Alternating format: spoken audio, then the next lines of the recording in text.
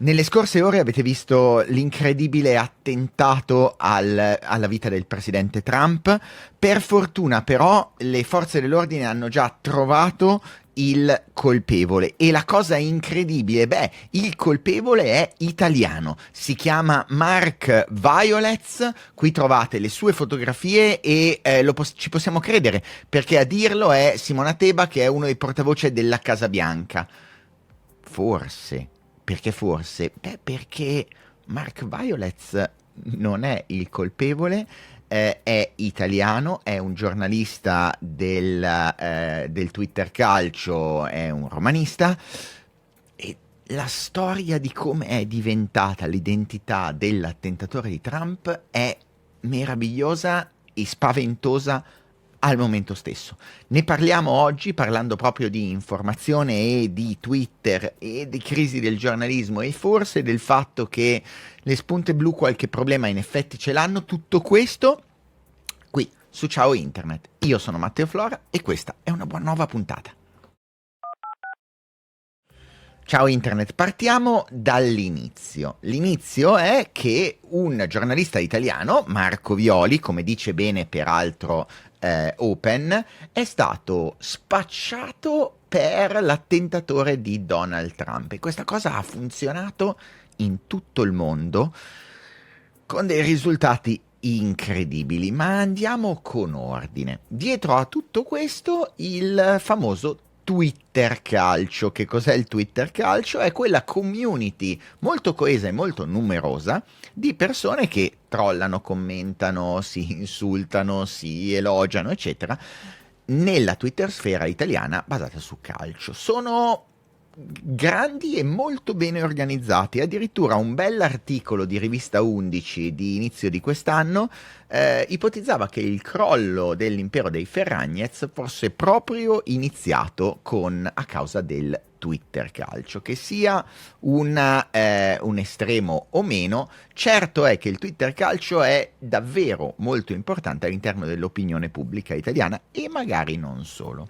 Il tutto parte da un account adesso disabilitato o bloccato di Mussoligno, che è questo, in cui ecco che manda questa immagine di Mirko Violi dicendo according to the Butler Police, quindi secondo la polizia di Butler, il dipartimento di polizia di Butler, lo shooter, l'assassino, sì, il tentato omicidio, lo sparatore di Trump è stato identificato, eccetera, come Mark Violets, un membro un forte membro, un membro rabbioso degli antifascisti.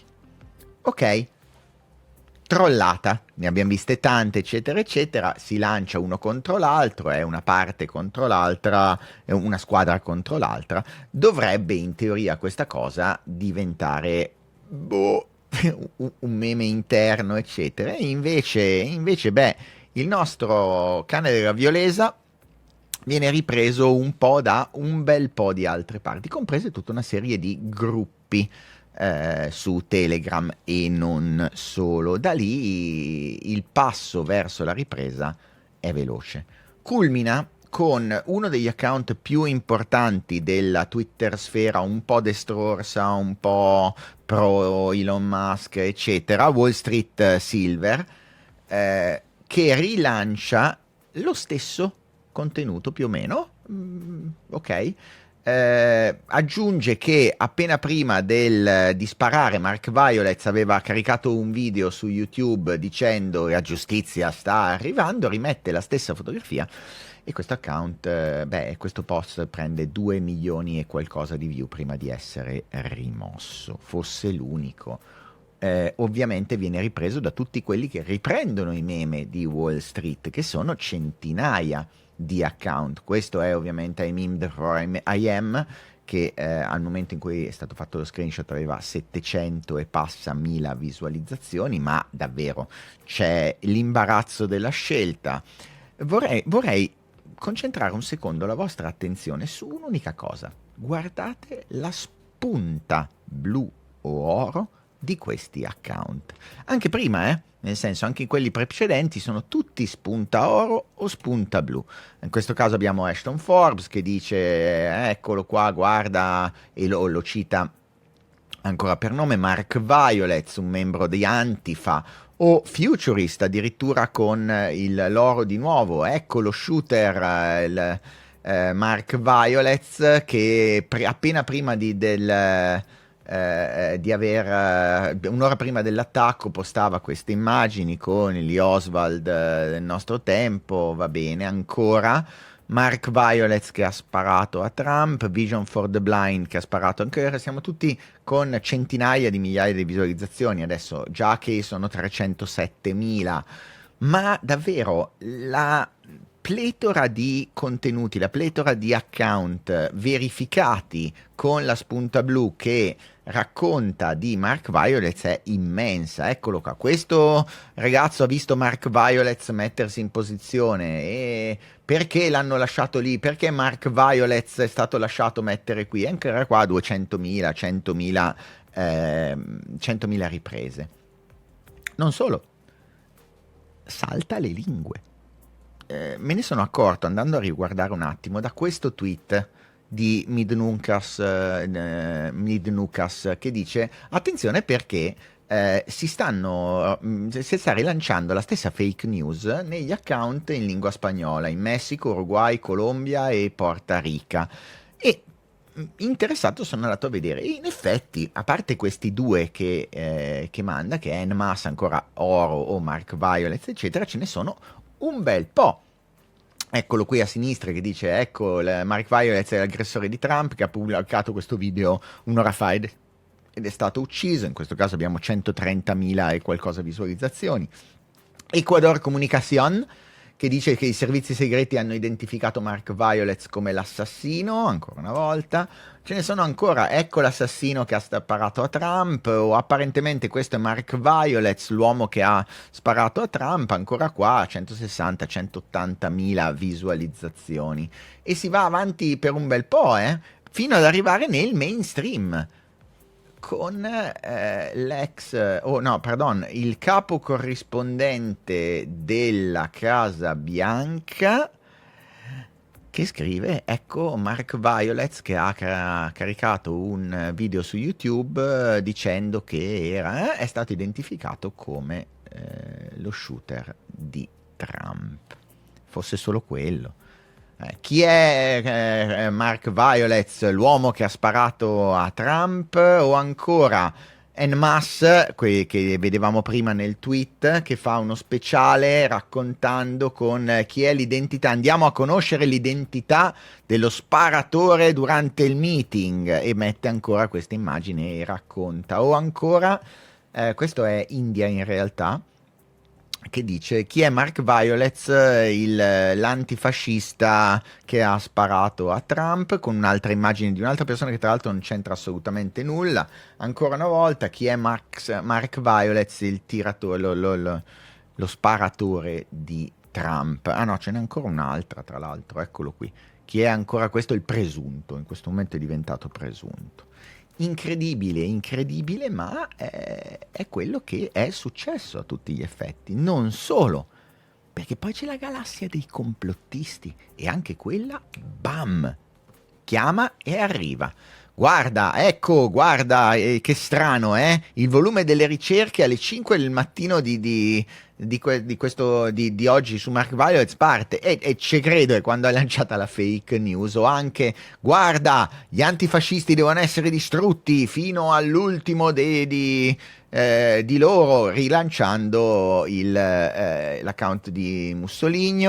Poi ancora, ecco, guarda, gli antifascismo fondato dai democratici e dagli ebrei, o anche solo, guardate in cima, guarda, perché stanno dicendo che non è vero. Come hanno fatto a trovarlo così in fretta, E come hanno fatto a trovare così in fretta il video dell'italiano partito di calcio? Beh, perché, ecco, cioè, nel senso, sì, perché è conosciuto in Italia, magari? E anche sotto, ecco, guarda, hanno già trovato il sospetto, che cosa strana. Quindi il complottismo ovviamente risuona in tutto questo. Il povero, cioè, scusate, io rido ma non c'è niente da ridere, il povero Marco Violi, che si ritrova durante la notte, se ne è svegliato alle 2, da gente che gli dice guarda che stanno dicendo che sei l'attentatore di Trump. Figuratevi svegliarvi a metà della notte con qualcuno che dice guarda che sei su tutti i giornali del mondo, sei rilanciato su tutto il mondo dicendo che sei l'attentatore. E infatti ovviamente poi scrive, ovviamente smentisce categoricamente, parla anche di un paio di account che secondo lui sono stalker, il Mussoligno che c'è e Logic SEO. Ovviamente sporgerà denuncia a tutela, ma come è giusto e meritorio che sia, ma fa paura. Questa cosa deve fare paura. Un paio di riflessioni alla fine di questo. Credo che forse si capisce un filino meglio lo stato dell'informazione e di come l'informazione rilanciata velocemente, ma lo diciamo da anni, non è questo il caso più eclatante, possa portare a dei problemi. Credo che la cosa da capire qui dentro sia un'altra anche, che forse l'Europa non ha tutti i torti quando parla di verificato di Trump di Elon Musk, dicendo che c'è un problema sugli account verificati su Twitter. Come avete visto, tutti quelli che vi ho fatto vedere io, da milioni di follower, milioni di visualizzazioni, sono tutti account verificati. Che però verificati non significa che verifichino notizie, che siano persone verificate o che abbiano una responsabilità diversa da quella di altri account, però vengono presi come più degni di fiducia rispetto agli altri. Parla anche tanto del giornalismo e del paragiornalismo tutto questo, perché ovviamente è in questi momenti che bisognerebbe fare una seria riflessione su da dove vengono le informazioni, che ciclo hanno le informazioni e come le usiamo queste informazioni. Cioè, il fatto che così tante persone siano state prese all'amo da degli account non giornalistici, non di news, è importante da capire. È importante perché? Uno, perché ci siamo abituati, colpa anche di un giornalismo che è sceso di qualità, nel cercare le notizie direttamente alle fonti sui social media. Twitter è uno dei più veloci e dei più immediati. Anche quando le notizie sono reali. Sto dicendo che è meglio e più veloce della stampa tradizionale nel mandare le notizie. Ma dall'altra parte, ovviamente ha una serie di problematiche di correttezza e di fake news da rilanciare incredibili. In mezzo a tutto questo il Twitter calcio se ne racconterà credo per secoli, ci saranno tesi di laurea fatti su questo argomento, come è giusto che sia, perché qualcuno dalla sua cameretta con un solo tweet creato ad arte in lingua inglese, fatto anche abbastanza bene, è riuscito ad ingannare mezzo mondo della informazione e parainformazione mondiale, con decine di articoli, centinaia di tweet, con decine di video, con telegiornali, eccetera, facendo credere che un giornalista romanista sia l'attentatore di Trump. E credo che possiamo chiudere qui. Non c'è nient'altro da dire se non questo. È una storia che vale la pena di raccontare, è una storia che racconterò a lezione, è una storia che va capita, conosciuta e tenuta a mente per la prossima notizia strana che vedremo passare sui social, uno qualunque. Tutto qui. Io sono Matteo Flora, mi occupo di queste cose per lavoro. Se siete qui per la prima volta per questo video, ne parlo abbastanza spesso di come la rete e la società si intersecano in quella che viene chiamata normalmente tech policy. Tutto qui. Se volete, in fondo trovate l'account WhatsApp e l'account Telegram. Iscrivetevi al canale se non vi siete ancora iscritti. Basta così. Grazie mille per avermi ascoltato ed estate parati.